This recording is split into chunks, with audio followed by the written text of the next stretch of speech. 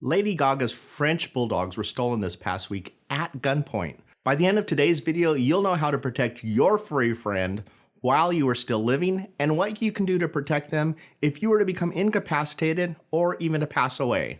As you might have heard, Lady Gaga's dog walker was walking her 3 French bulldogs when 2 criminals came up on him at gunpoint, guys. The dog walker fought them back as best he could, but they ended up shooting him in the chest, stealing 2 of her 3 dogs. The good news is the dogs have been returned. A lady walked into a police station and returned both dogs. Now, it's not clear whether or not she is actually going to get the $500,000 reward that had been put up by Lady Gaga, but the police have put her in contact with Lady Gaga's people. And while they don't think that this lady was involved in the crime, they are still investigating, and so it probably will be a little while before there's any resolution of what exactly happened in this case. And that brings us to the 6 things that you can do to protect your furry friends, whether you're at home or someplace else. And the first one you've probably already heard about, and that is to microchip your dog or your cat.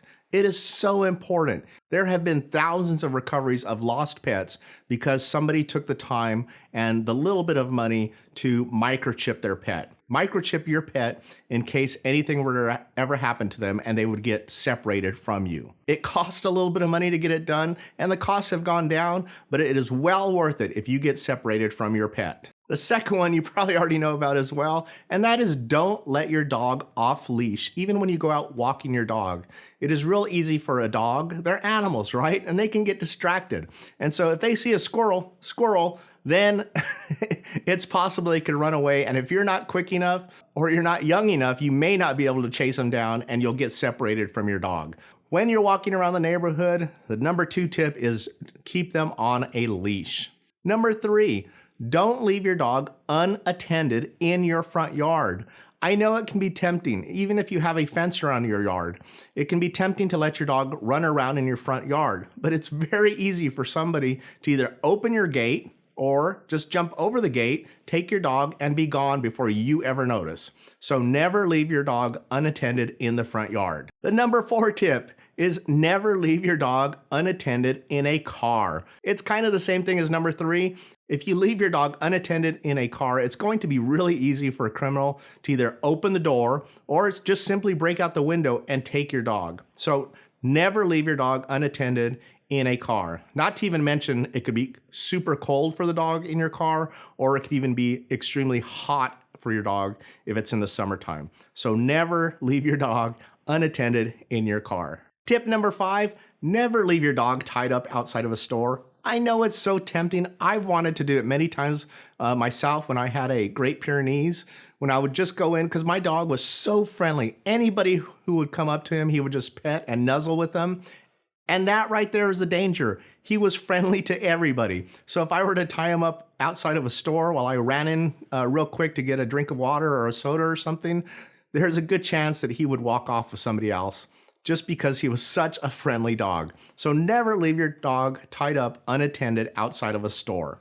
That's a big one. Number 6, you knew I was gonna bring this back to estate planning, didn't you? That's what we talk about on this channel, estate planning, probate, and trust administration. So how do you protect your dog in an estate plan? Simple, you get a pet trust. Now, I'm not talking necessarily about a completely separate trust that is separate from all of your other estate planning documents. What we like to do is make your pet trust part of your revocable living trust centered estate plan. So we actually put language in there for your pet to take care of your pet inside of your revocable living trust. And how does this work? Well, first of all, I know a lot of you are probably laughing because why would you take care of your dog after you pass away? Well, it's not only if you pass away, it's if you become incapacitated, especially with what's going on in the world right now. What if you end up in the hospital for a month or 2 months? You want to make sure that your furry friends, whether it's cat, dogs, fish, turtles, whatever it is, are taken care of while you are sick in the hospital, and that they will be ready and waiting for you when you get back. How do we do it, Pet Trust? Well, the simplest way I have been able to figure it out is literally put pen to paper. And you've heard me talk about it in this video up here where I go in depth about a pet trust. Put pen to paper and figure out what your monthly costs are for your pet. Food, medicine, toys, do they go to daycare? add up all those expenses and write them down and figure out what it costs on a yearly basis. And then figure out what you predict your dog's life is going to be from at the date that you are doing your revocable trust, that you're creating the pet trust. Multiply that. So if I'm just going to make up a number, let's say it costs $1,000 a year to take care of your dog. And I know that's probably low for a lot of you, but if the life expectancy for your dog is another 10 years, then we would put aside $10,000 into a pet trust. And the way we do it is great. So we actually, in the pet trust, say who is going to take care of your dog on a daily basis. That's the caretaker.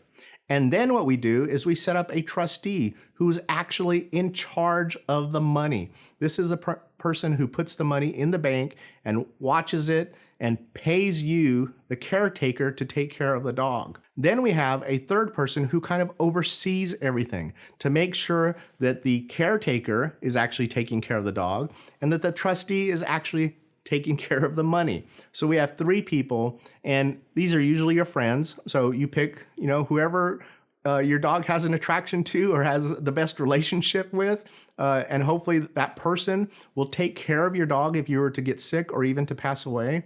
And then you ask somebody else to be the trustee of the money. And then you ask another friend to protect everybody. And so we have a checks and balances. That has been the most successful way for us to set up pet trusts and the most successful way to protect you in knowing that your pet is going to be taken care of. We're really excited that Lady Gaga's dogs are back with her. And if you want to protect your dogs to make sure that never happens to them and to protect them if something were to happen to you, then talk to your estate planning lawyer and get a pet trust. I know I've thrown a lot at you today, so that's why we've prepared our free guide on estate planning. I'll put a link to it in the description below and in the comment section below that so that you can download it and get started in the right direction. And to help you out even more, watch this video up here and this video up here. If you enjoyed this video, then guys, please smash that subscribe button and click on the like button. And also click on that little bell so you'll get notified every time we post a new video. Have a great day and an awesome week. And as always, thanks for watching.